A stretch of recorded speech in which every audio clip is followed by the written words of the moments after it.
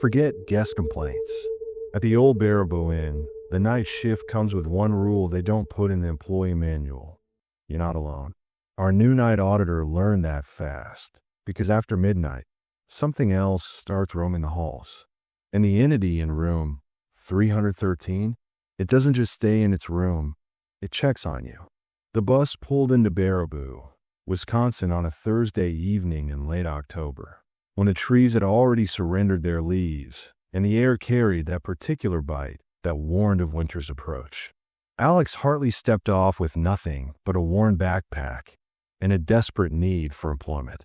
The town sat quiet against the backdrop of bluffs and forests, the kind of place where people knew each other's names and strangers stood out like bloodstains on white linen. Alex had answered an online job posting 3 days earlier, a surprisingly well-paying position for a night auditor at something called the Old Baraboo Inn. The listing had been vague, emphasizing the need for someone comfortable working alone, someone who could follow instructions precisely, and most importantly, someone with no local connections. That last requirement should have been the first warning sign. The inn itself stood at the end of Maple Street, separated from the rest of downtown by a stretch of empty lots that seemed deliberately abandoned.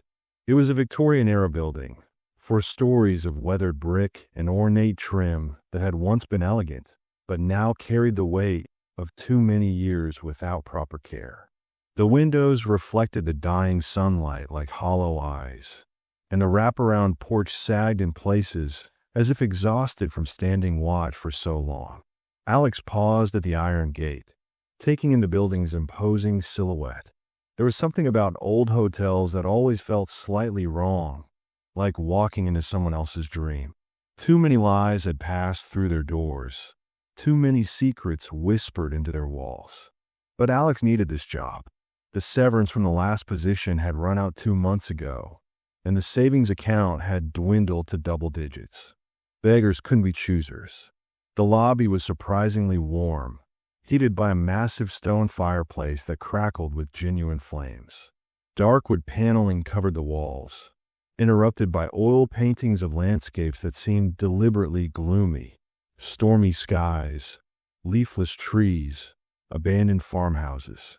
The front desk was a heavy mahogany structure, and behind it stood a woman who appeared to be in her 60s. Her silver hair pulled back in a severe bun, her glasses perched on a nose that looked like it had never smiled. "You must be the new auditor," she said without preamble. Her voice was clipped, efficient, completely devoid of warmth. "I'm Evelyn Thornton, the day manager. You're late." Alex glanced at the grandfather clock in the corner. It read 4:47 p.m. The job posting said to arrive by 5. I said arrive by 5. I expected you earlier. Evelyn's eyes swept over Alex with a practiced assessment of someone who had seen too many employees come and go. "You'll do, I suppose. Follow me." She led Alex through a door marked staff only and down a narrow corridor that smelled of dust and old paper. The carpet here was threadbare, revealing glimpses of dark hardwood beneath, and the light fixtures buzzed with an electrical frequency that set Alex's teeth on edge. "The Old Baraboo and has been operating since 1892, Evelyn explained as they walked. "It's seen wars, depressions, prohibition, and countless other upheavals. It's also seen other things that require specific handling." "Other things?" Alex asked. Evelyn stopped so abruptly that Alex nearly collided with her. She turned, her pale eyes boring into Alex's with an intensity that felt almost physical. "You'll receive a training binder. Read it cover to cover. Then read it again. The protocols exist for a reason, and following them precisely is not optional. It is mandatory. Your predecessors who treated this job casually, they didn't last." There was something in the way she said, "didn't last," that suggested consequences far worse than termination. They arrived at a small office barely larger than a closet. A desk, a computer that looked at least a decade old, and a wall of monitors displaying feeds from security cameras throughout the building. The screen showed empty hallways, the deserted lobby, the parking lot, and numerous guest room doors. One monitor, positioned slightly apart from the others, showed only a single door, room 313. Your shift runs from 11 at night until 7 in the morning. Evelyn continued. You'll handle any late check-ins, manage the overnight ledger, and monitor the premises. The previous night, auditor left comprehensive notes. Study them carefully. Alex noticed a thick binder on the desk, its cover worn from countless hands. Next to it sat a smaller notebook, spiral-bound and filled with handwriting so cramped it was barely legible. The notebook looked newer, more urgent. Who was the previous auditor? Alex asked. Evelyn's expression flickered, something dark passing behind her eyes before it vanished. Vincent Reyes. He worked here for 11 months. Longer than most. Did he quit? He's no longer with us. The finality in her voice closed that line of questioning. Your living quarters are in the basement, room B4. It's not luxurious, but it's private. You'll find the arrangement convenient for the hours you'll be keeping. Alex spent the next several hours in that cramped office, poring over the official training binder. It was exactly what one would expect. Procedures for check-in and check-out, handling cash registers, balancing the night's accounts, what to do in case of fire or medical emergency. Standard hotel operations. Boring. Safe. But the spiral notebook, Vincent's notebook, told a different story entirely. The first page contained a single sentence, underlined 3 times. The official binder will not keep you alive. Alex felt a chill that had nothing to do with the building's ancient heating system. The notebook continued with increasingly disturbing entries. Week 1. Thought I heard footsteps in the east wing. All rooms empty according to the system. Checked the cameras. Nothing. But I could hear them. Week 3. Shadows on the second floor monitor. They move wrong. Not like people. Too tall. Too thin. Don't look directly at them. Week 7. Learned about the others today. The guests who never check out. The entities. Evelyn finally told me because I saw one. Because it saw me. The entries grew more frantic as the pages progressed. The handwriting deteriorating from neat script to barely legible scrawl. There were sketches too, crude drawings of elongated figures, diagrams of the building with certain rooms circled in red, and lists of rules that seemed to grow longer with each passing week. But it was the section about room 313 that made Alex's blood run cold. Vincent had devoted nearly 20 pages to that single room. The entries were dated over several months, each one revealing another layer of something terrible. Room 313 is never to be rented. The system won't even let you book it. But something is always inside. You'll see the light under the door on the camera. You'll hear movement sometimes. Ignore it. No matter what. It knows when you're watching. I don't know how, but it knows. The light flickers when you look at the monitor too long. Stop looking. Focus on other cameras. The entity in 313. It doesn't stay inside. Sometimes, late in the shift, usually between 3 and 4 a.m., it checks on you. You'll hear footsteps in the hallway outside the office. You'll feel it standing at the door. Do not acknowledge it. Don't speak. Don't look. Don't even breathe too loudly. If you pretend it isn't there, it goes back.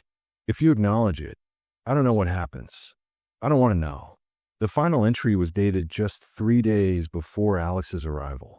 The writing was almost illegible, as if Vincent's hands had been shaking violently. I made a mistake. I looked at the door when it came. Just for a second. Just a glance. It knows now. It knows I know. I can feel it waiting. Every night, it gets closer.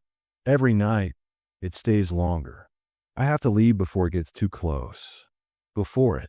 The entry ended mid-sentence. The rest of the pages were blank.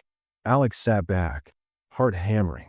The logical part of the brain screamed that this was an elaborate prank, some hazing ritual for new employees. But something deeper, some ancient instinct buried in human DNA from millennia of hiding from predators in the dark, whispered that Vincent's warnings were terrifyingly real. The clock on the wall showed 10:45 p.m., 15 minutes until the first official shift. Alex looked at the wall of monitors, gaze drawn inexorably to the one showing room 313. The door looked like every other door in the building. Wooden, painted a deep burgundy, with a brass number plate that glinted slightly in the hallway's dim light. But as Alex watched, something changed. A light appeared in the gap beneath the door. Not the warm glow of a lamp, but something colder, something that pulsed with an irregular rhythm that seemed almost organic. Then, just for a moment, a shadow passed in front of that light. Something moving inside a room that was supposed to be empty. Something tall, something aware. Alex looked away quickly, heart racing, remembering Vincent's warning. It knows when you're watching. The first night at the old Baraboo had officially begun. The hours crawled by like wounded animals. Alex sat rigid in the office chair, alternating between studying Vincent's notebook and forcing attention onto the mundane tasks that actually constituted the job description. The night ledger needed balancing. The morning deposit had to be prepared. A guest in room 107 had called at midnight, complaining about a draft from their window. Normal things. Human things. Alex clung to them like lifelines. But the awareness of room 313's monitor never fully faded. It sat in the peripheral vision like a splinter that couldn't be removed, and every few minutes, Alex would catch movement on that screen. Just a flicker, just a shift in the quality of light beneath that door, before forcing attention elsewhere. Vincent's notebook had become a strange form of gospel. The previous auditor had organized his observations into categories, each one more disturbing than the last. There were, apparently, multiple entities that roamed the old Baraboo after dark. Vincent had identified at least 4 distinct types. The first he called wanderers. These were the shadows Alex had already glimpsed on the second-floor camera, elongated figures that moved through the hallways in the early hours of the morning. They seemed to have no fixed pattern, no purpose beyond simple movement. Vincent's notes suggested they were harmless, as long as you didn't look at them directly through the cameras for more than a few seconds.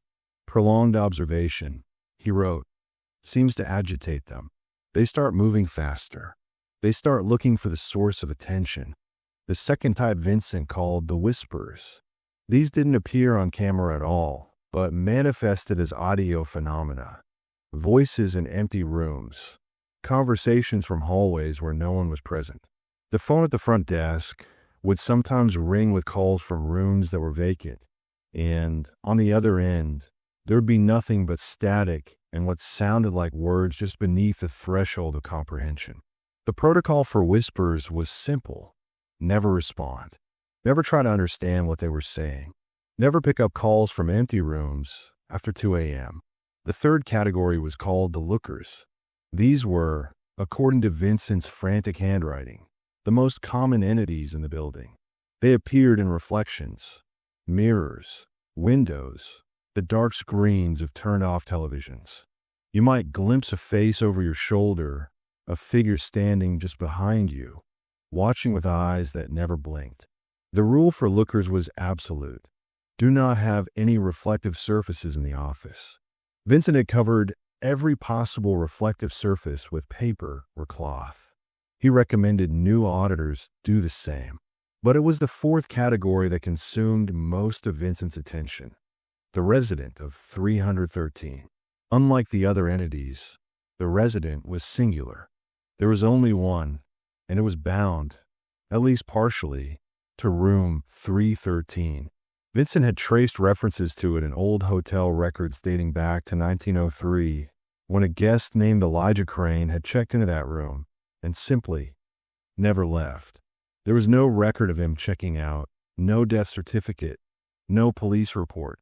He had simply ceased to exist in any official capacity while apparently continuing to occupy his room.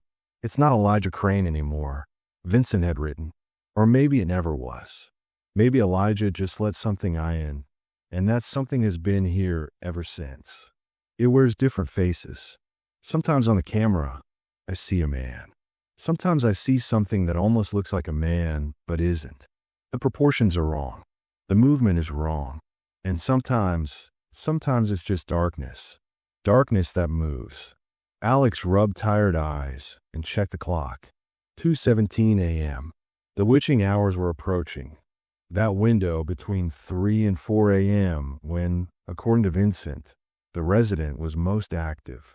A sound broke the silence. Footsteps. Real, physical footsteps coming from the hallway outside the office.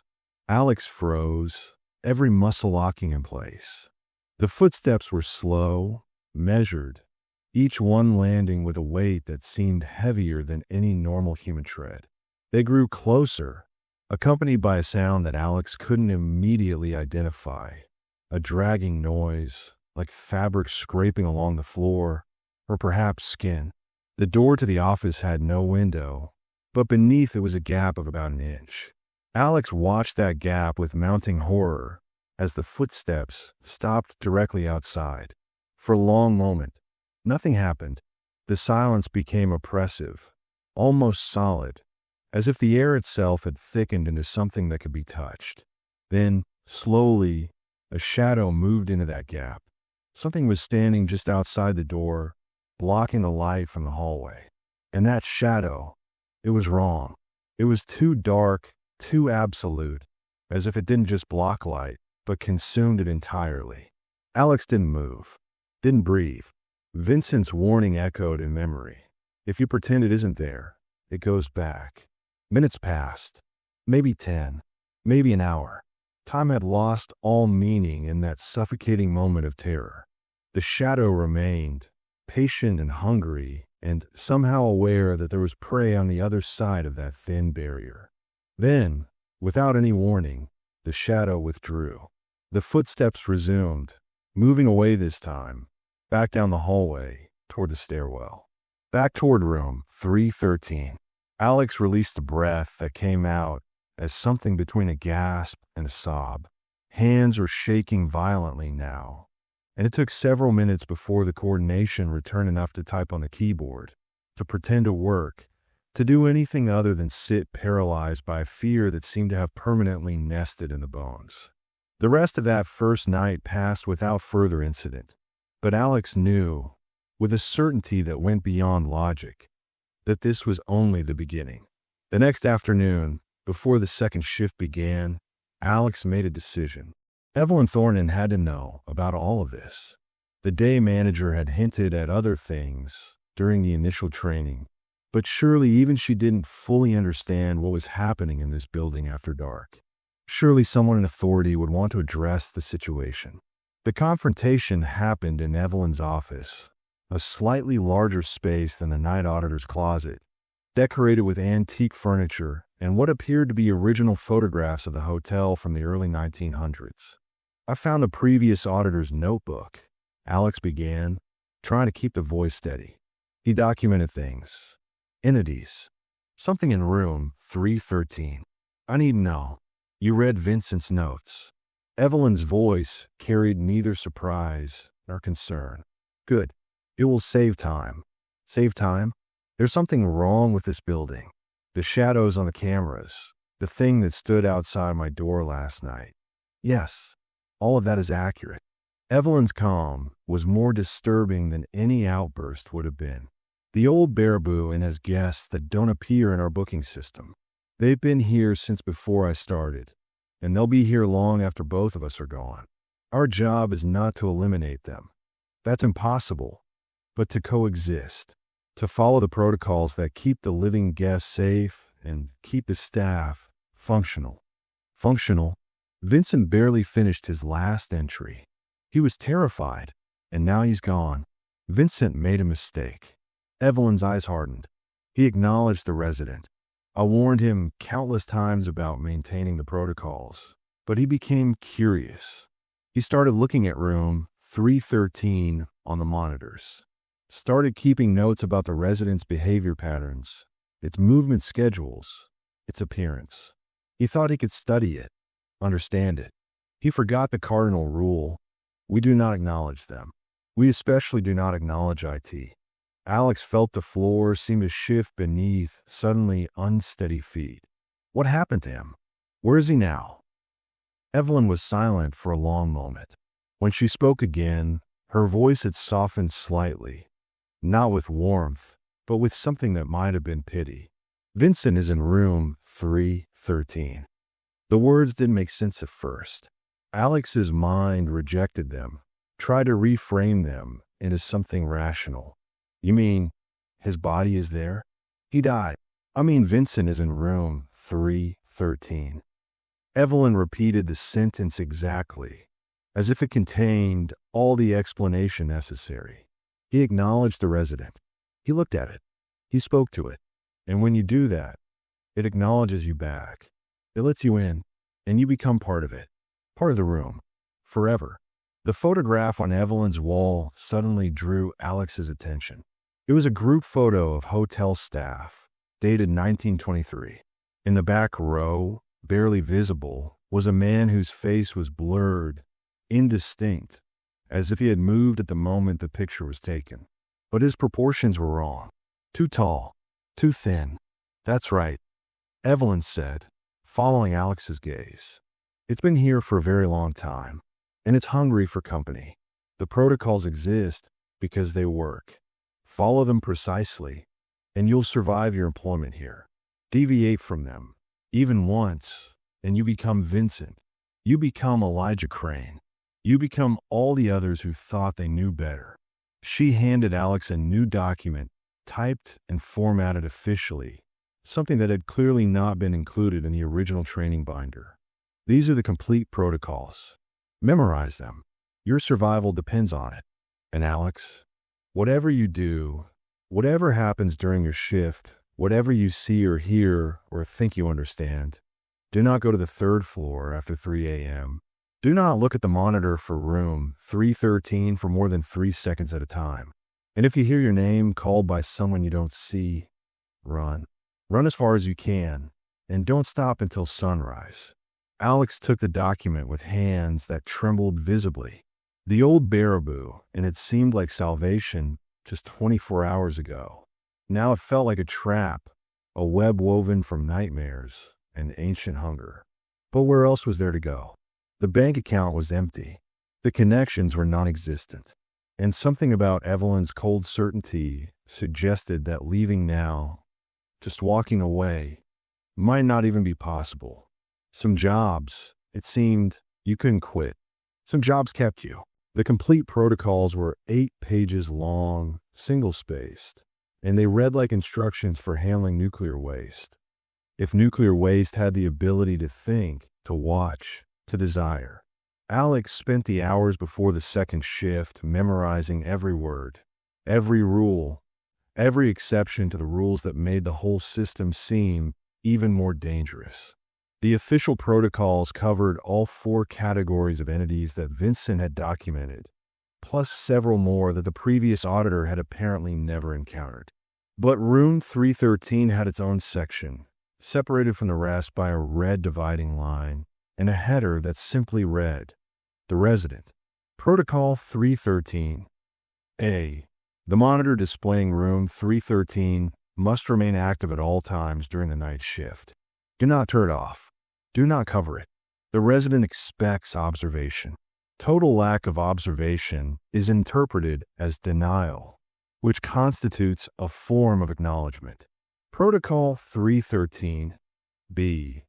Observation of the room 313 monitor must not exceed 3 seconds at a time.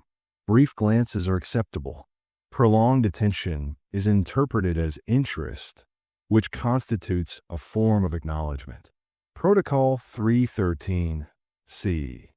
If the light beneath room 313's door changes color from white to amber, immediately look away from the monitor and do not look back for at least 15 minutes.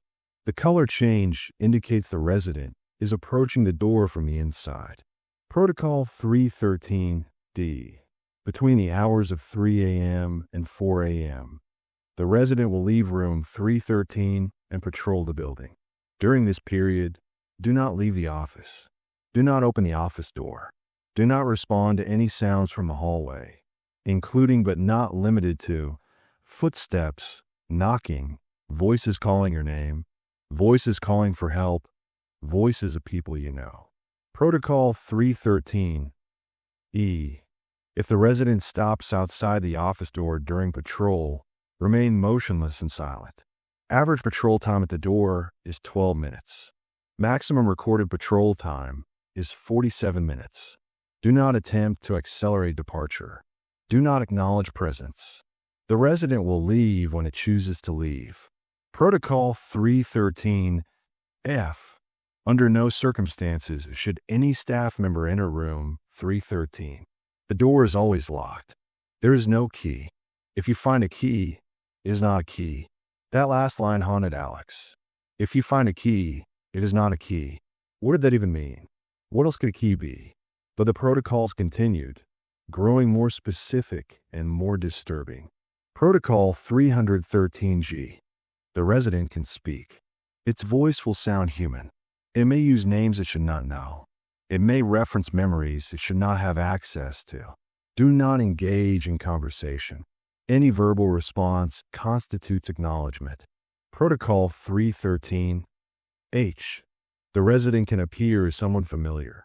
If you see a friend, family member, or a previous acquaintance in the building after midnight, they are not who they appear to be. Previous auditors who recognized the resident in one of its forms and engaged with it are now part of room 313.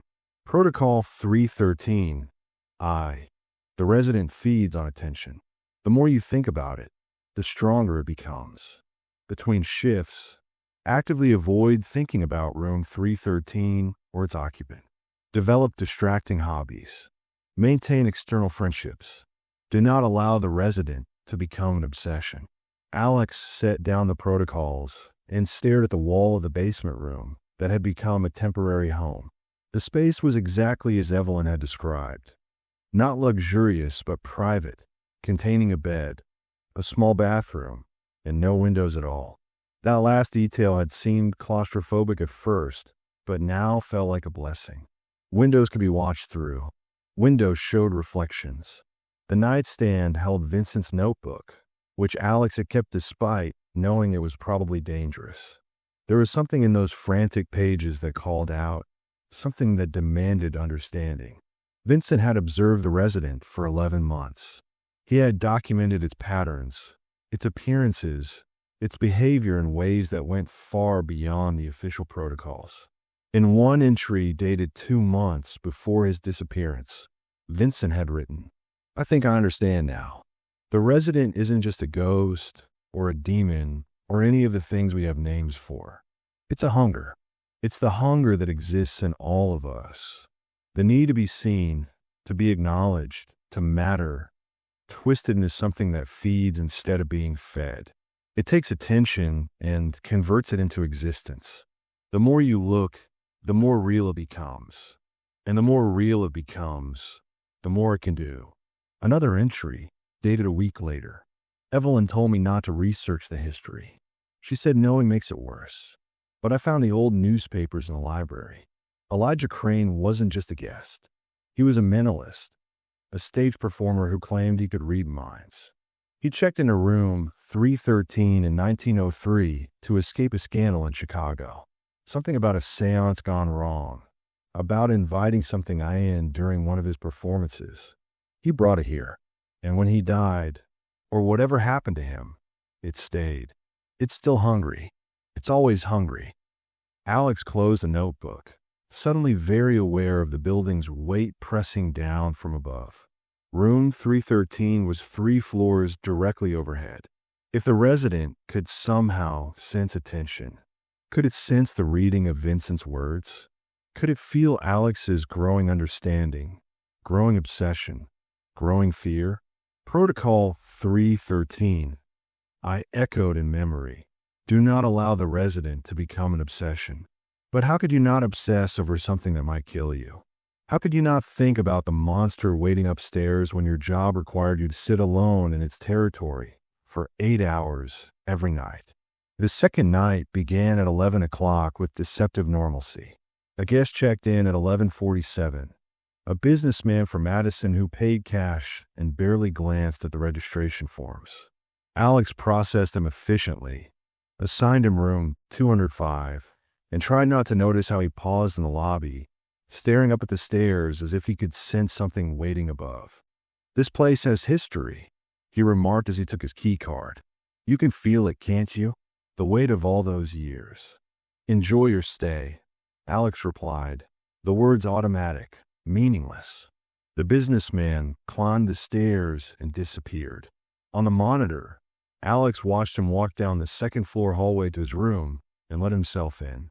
Everything normal, everything human. But the monitor for room 313 drew Alex's eyes despite every warning, every protocol, every screaming instinct. The light beneath the door was white. The hallway outside was empty. For now, at 1:30 a.m., the whisper started.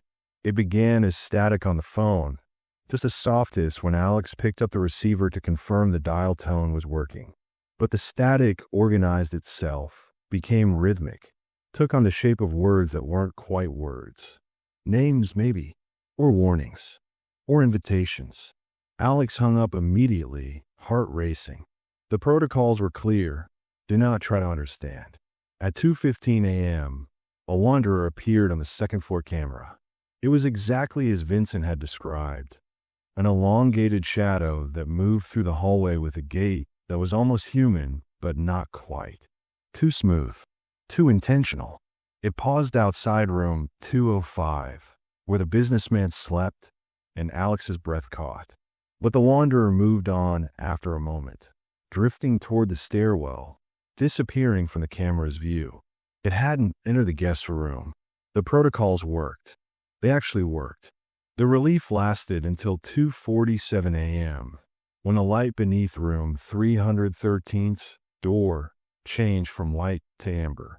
Alex looked away immediately, counting the seconds, following protocol 313, C to the letter. 15 minutes of not looking. 15 minutes of imagining what was happening on that third floor, what was approaching the door, what was pressing against it from the inside. When the time passed, and Alex glanced at the monitor again, the light was white once more. Whatever had happened, it was over.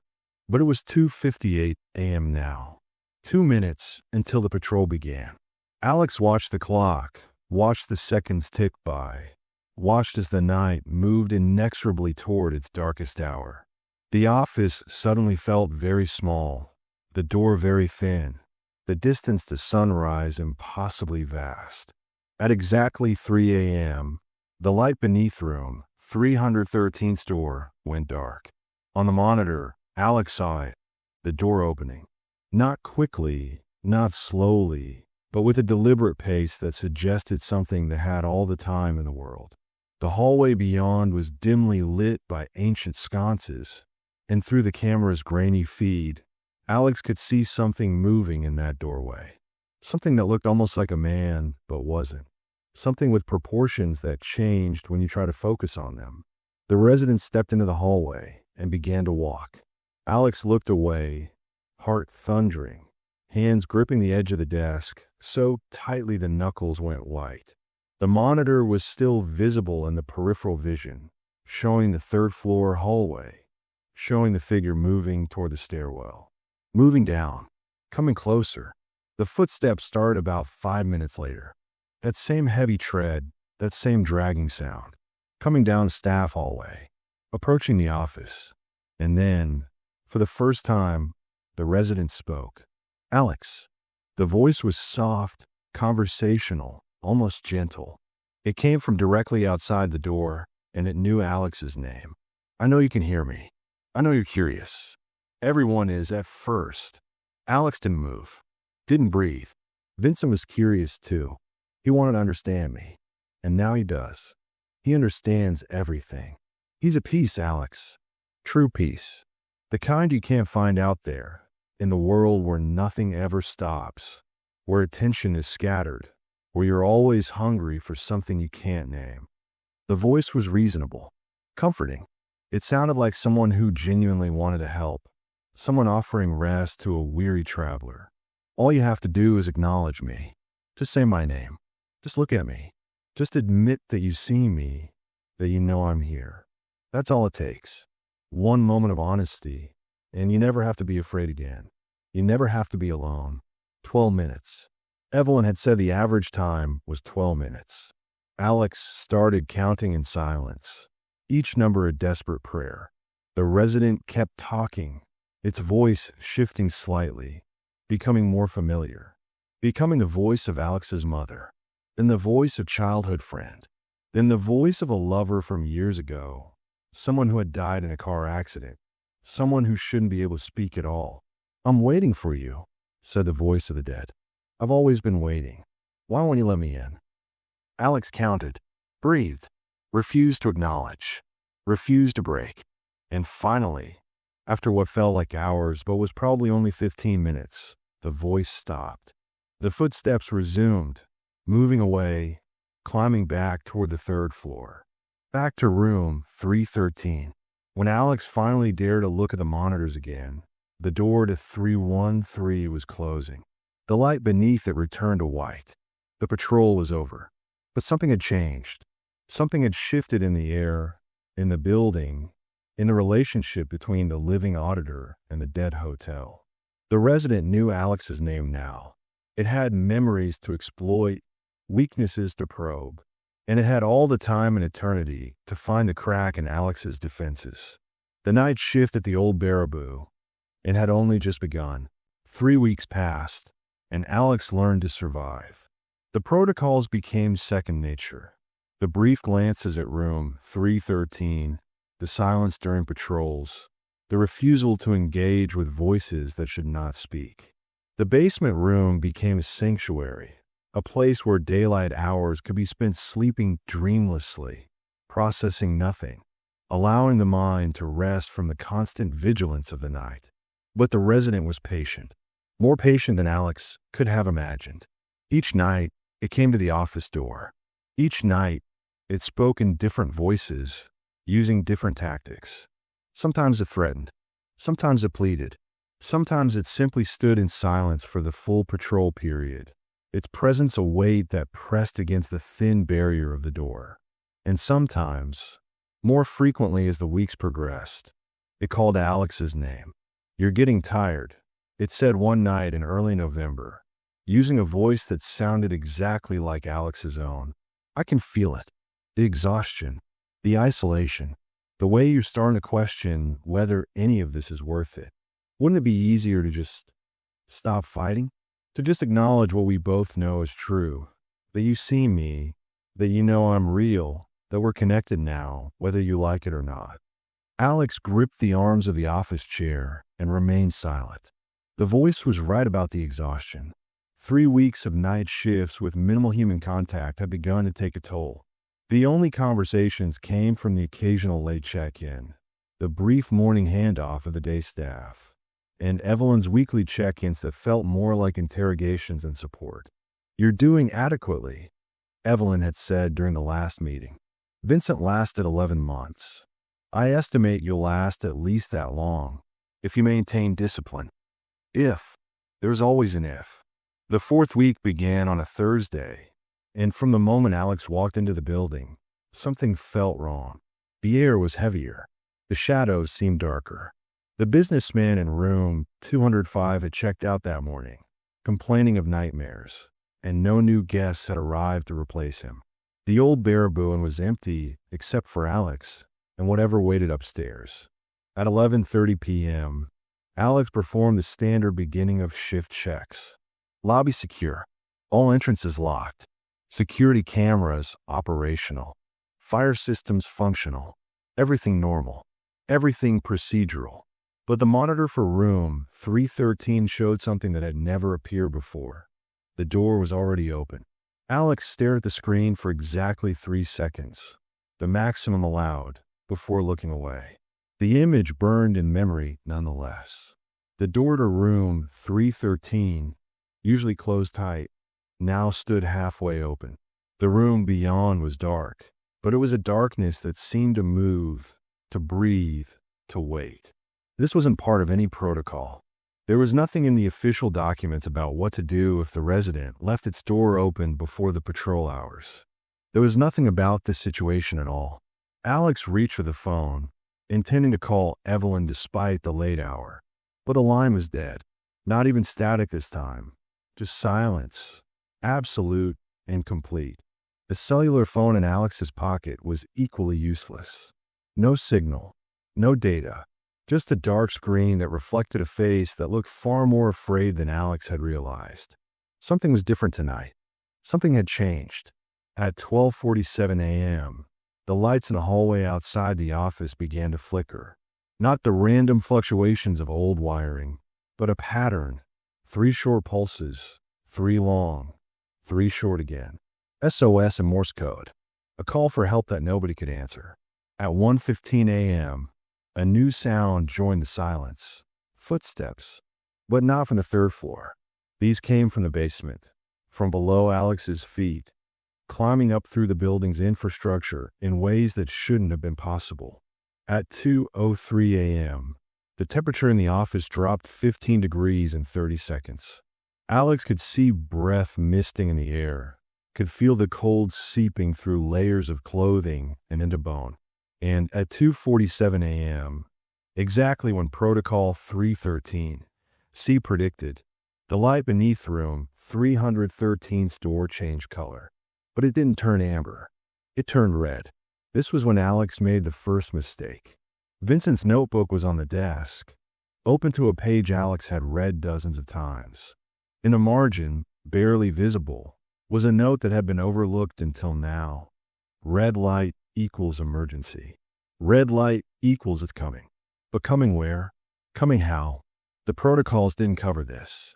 Vincent hadn't elaborated beyond those 2 cryptic phrases. Alex stood up, moved toward the door, and, against every rule, every instinct, every warning, opened it. The hallway was dark. The flickering lights had stopped, replaced by a blackness so complete that Alex couldn't see even a hand held in front of the face. But something was visible in that darkness. A light, distant and red, coming from the direction of the stairwell. And then the voice came, not from outside this time, but from inside Alex's own head. You opened the door. Finally. After all this time, you finally let me in. Alex stumbled backward, slamming the door shut, but it was too late. Something had changed in the moment of that transgression. The protocols had been broken.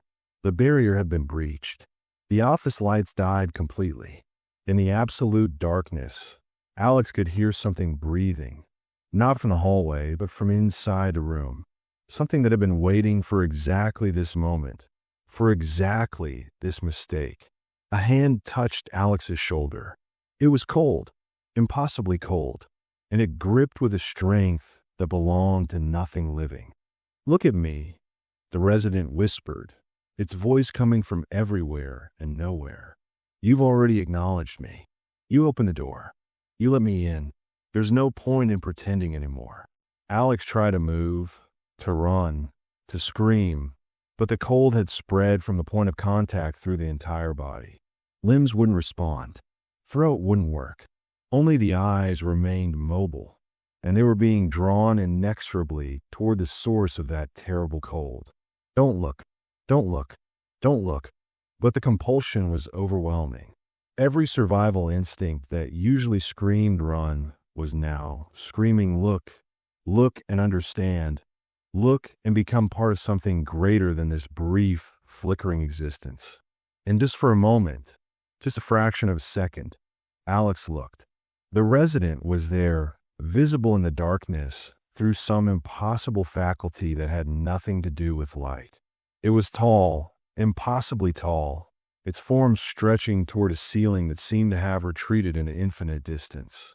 It had a face that was almost human, features that might have once belonged to Elijah Crane or Vincent Reyes or any of the countless others who had been consumed over the decades. But the eyes were wrong.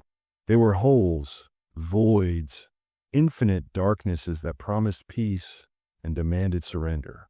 There you are, the resident said, and smiled with too many teeth. There you finally are. The grip on Alex's shoulder tightened, and the cold began to spread faster, racing toward the heart like frost spreading across a window. In seconds, it would reach the core. In seconds, it would be over. But something happened that neither Alex nor the resident expected. The basement door at the end of the hallway burst open, and light flooded the space. Harsh, blinding, electric light that came from an industrial-grade flashlight wielded by Evelyn Thornton.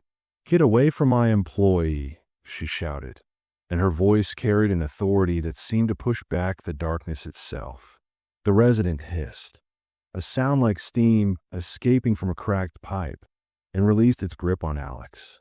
For just a moment, it turned toward Evelyn, and Alex could see the hatred in those void eyes, the hunger that transcended centuries of waiting. "You can't protect them forever," the resident whispered. "They acknowledged me. They're mine now. Not yet they're not." Evelyn reached into her coat and produced something that gleamed in her flashlight's beam. A small mirror, polished to impossible brightness. "Protocol 313J, you arrogant thing. The emergency protocol.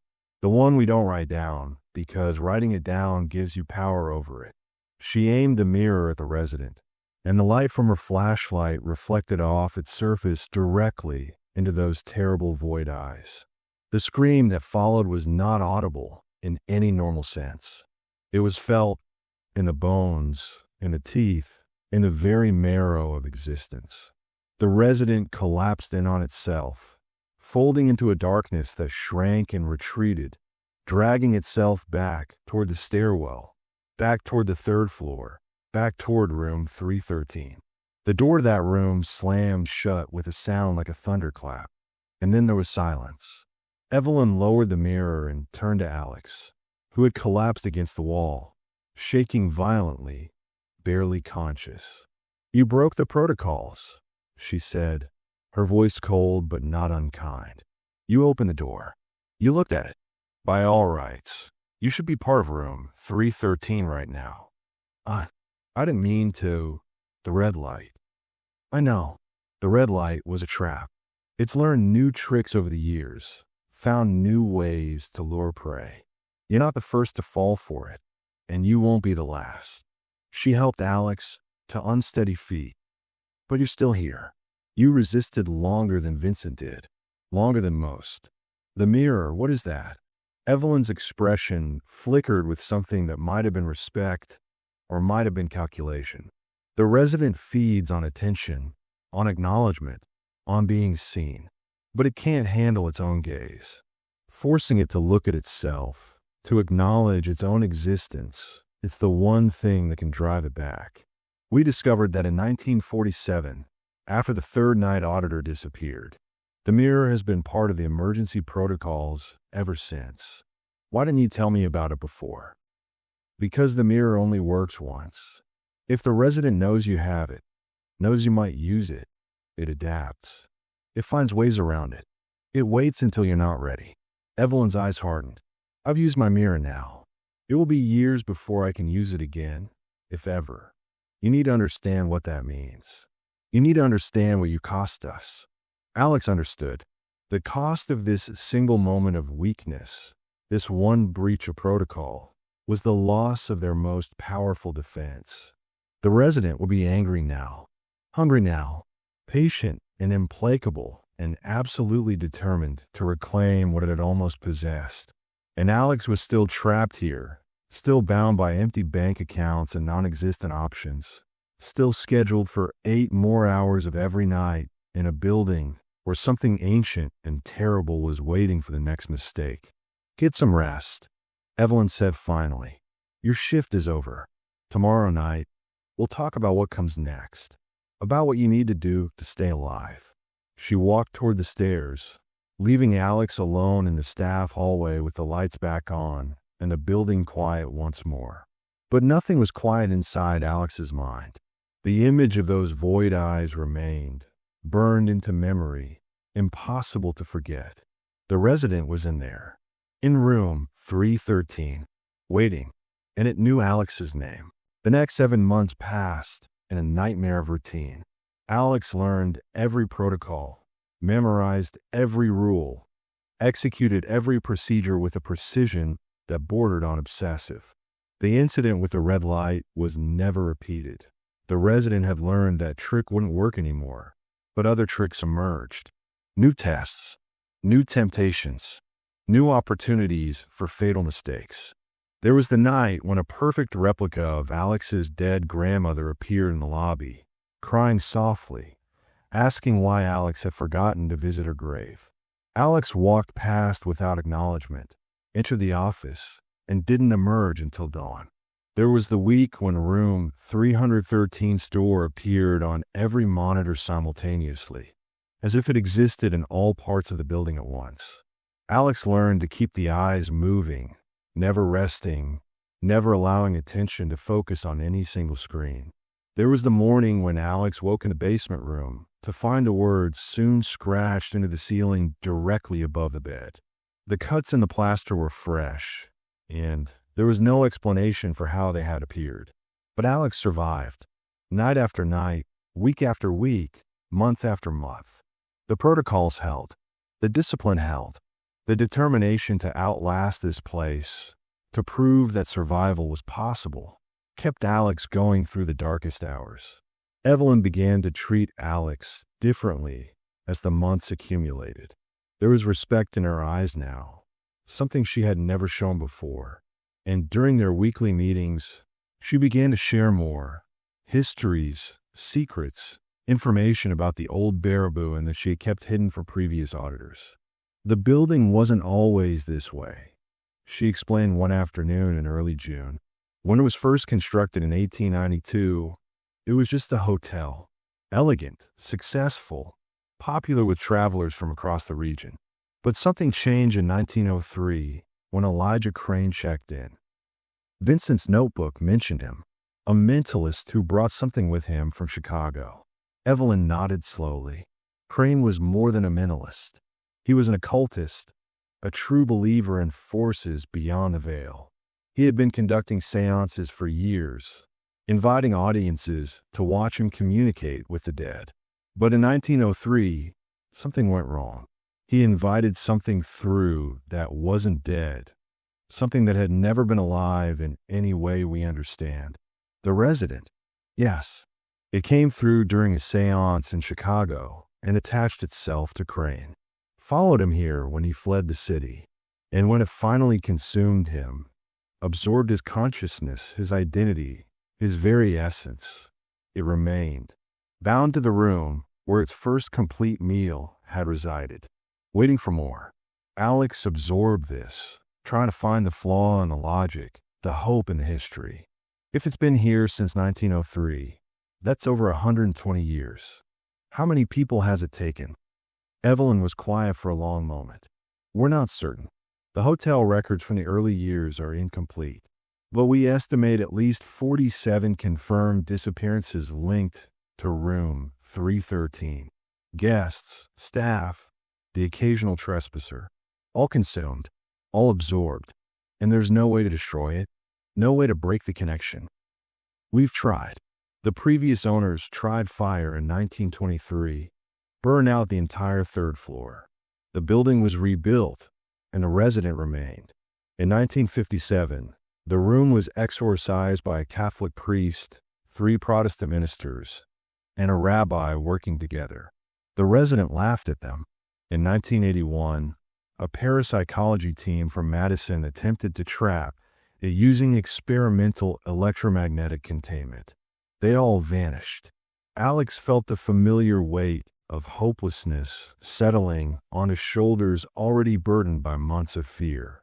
So we just coexist forever until something changes, until the resident gets bored or finds another food source, or simply decides to stop. We've seen periods of dormancy, decades where room 313 was almost normal, where the protocols were barely necessary, but always wakes up eventually. It's always hungry eventually. Why do you stay? Why keep managing a place like this? Evelyn's smile was thin, bitter, and somehow sad. Because someone has to. Because if this hotel closes, if the building is demolished, if the resident is unleashed without containment, we don't know what would happen. We don't know where it would go, what it would become. At least here, we have rules. At least here, we have some measure of control. Alex understood then, with a clarity that felt almost like revelation. This wasn't just a job anymore. It was a duty, a calling, a prison and a purpose wrapped together. The 8th month began on a Tuesday, and from the first moment, Alex knew it would be different. The air in the building was charged, electric, humming with an energy that had been absent for weeks. The resident had been quiet recently. No voices during patrols, no tricks with the monitors, no scratch warnings in the ceiling. Alex had begun to hope that the protocols had finally worn it down, that the consistent denial of attention had weakened it somehow. But that hope evaporated when the monitor for room 313 showed something unprecedented. The door was gone. Not open. Gone. The third-floor hallway now had a blank wall where the door to 313 had always stood, as if the room had never existed, as if the resident had simply vanished. Alex stared at the screen for exactly 3 seconds, then longer, then much longer. The rules didn't cover this. Nothing covered this. How could you avoid acknowledging something that appeared to have disappeared? The answer came at 3 a.m. when the patrol began. Except this time, the footsteps didn't come from the 3rd floor. They came from everywhere. From above, from below, from inside the walls themselves. A symphony of movement, of presence, of hunger finally unleashed. And then the office door opened. Alex hadn't touched it. The lock was still engaged, the deadbolt still turned. But the door swung open nonetheless, revealing the hallway beyond, and a figure standing at the threshold. It was Vincent Reyes, or what had once been Vincent Reyes. He looked exactly like his employee photograph, the same photograph Alex had found in the office files months ago. But his eyes were wrong. They were voids, infinite and empty, windows to a darkness that stretched beyond space and time. "Hello, Alex," Vincent said, and his voice was the resident's voice, layered and multiplied and coming from everywhere at once. "You've done so well, so much better than I expected. You've proven yourself worthy." Alex didn't respond, didn't acknowledge, but the fear was overwhelming now, a living thing that clawed at the throat and screamed for release. "You think the rules will save you," Vincent continued, stepping into the office, blocking any escape route. "But the rules only work when I allow them to work. I've been testing you, Alex. Testing your resolve, your discipline, your capacity for denial. And you passed every test. You've earned something special. Stay back." The words came out before Alex could stop them. The first verbal acknowledgement in 8 months. The first breach of Protocol 313G. Vincent smiled, and there were too many teeth in that smile. "There it is. Finally. You see me. You acknowledge me. And now we can finally be together." He reached out a hand, and the cold began to spread even before the contact was made. This was it. The end that had been building for months. The consumption that had been delayed, but never truly escaped. But Alex had been preparing too. The mirror Evelyn had used was gone, expended, useless. But Alex had done research, had spent the daylight hours reading every account of the resident's history, every failed exorcism, every attempt at containment. And one document, buried in the hotel's oldest records, had contained a possibility. "Elijah Crane," Alex said, voice trembling but steady. "That's who you were, before you became this." Vincent, the resident, paused. The smile flickered. "I'm beyond names now, beyond identity, beyond. You were a performer, an entertainer. You lived for attention because without it, you were nothing. Without an audience, you didn't exist." Alex's hands moved to the laptop on the desk, typing rapidly even while speaking. "That's why you're still here. Not because you're powerful, because you're hungry, because you need us more than we need you. You know nothing. I know you've been here for over a century, and in all that time, you've never left this building. You can't. You're not bound to room 313. You're trapped in it. The protocols aren't containment. They're starvation. Every night, I don't acknowledge you. You grow weaker. Every year, this place follows the rules. You fade a little more. The resident's form flickered, destabilized. The void eyes narrowed with something that might have been fear. The seance in 1903 didn't just summon you. Alex continued, fingers still moving, executing a plan that had been months in the making. It tied you to Crane's hunger, his need, his emptiness. When he died, that need became your prison. And as long as this hotel stands, as long as someone follows the protocols, you'll never escape it. What are you doing? The resident's voice had lost its calm, its control. It surged forward, reaching for Alex, desperate to stop whatever was happening. But Alex was faster. The laptop command executed, and throughout the building, every screen went dark. Every camera, every monitor, every source of observation that had been feeding the resident for decades. And then the final command, a complete power shutdown, cutting electricity to the entire building. Darkness fell, absolute, complete. And in that darkness, without any observation, without any attention, without any acknowledgement at all, the resident screamed. It was a sound of dissolution, of existence being withdrawn, of hunger finally consuming itself. Alex couldn't see anything, couldn't feel the cold anymore, couldn't hear the footsteps or the voices or the terrible patience that had defined 8 months of terror. There was only darkness, and then silence, and then, slowly, tentatively, the first gray light of dawn creeping through the lobby windows. When Evelyn arrived 3 hours later, she found Alex sitting on the front porch, watching the sunrise over Baraboo, Wisconsin. "What did you do?" she asked, her voice barely above a whisper. Alex turned, and there were dark circles under the eyes, lines of exhaustion that hadn't been there the day before. But there was also something else, something that looked like peace. I stopped watching, completely, totally. For the first time in over a century, no one was paying attention to room 313. No cameras, no glances, no fear, just absence. Alex gestured toward the building. "Check the 3rd floor. I think you'll find what's left." Evelyn climbed the stairs alone, and what she found changed everything. Room 313 existed again. The door was back, standing open, revealing an empty space that smelled of dust and age and absolute nothing. No cold, no presence, no void eyes waiting in the darkness. On the floor, in the center of the room, lay a small pile of ash. The remains of Elijah Crane, finally released after 120 years of hunger, finally allowed to stop existing. The resident was gone, but Alex knew, deep in the bones, that the old Baraboo wasn't truly empty. Some places carry too much weight, hold too many memories, accumulate too much darkness over too many years. The resident might be destroyed, but others would come eventually. New hungers, new needs, new entities drawn to this building like moths to a flame. The protocols would still be necessary. The vigilance would still be required. Someone would still need to work the night shift, watching for things that shouldn't exist, maintaining the rules that kept the living safe from the dead. And when Evelyn offered the position of senior night auditor, permanent, with benefits, and a salary that finally reflected the true nature of the work, Alex accepted. Some jobs, it turned out, you didn't just keep.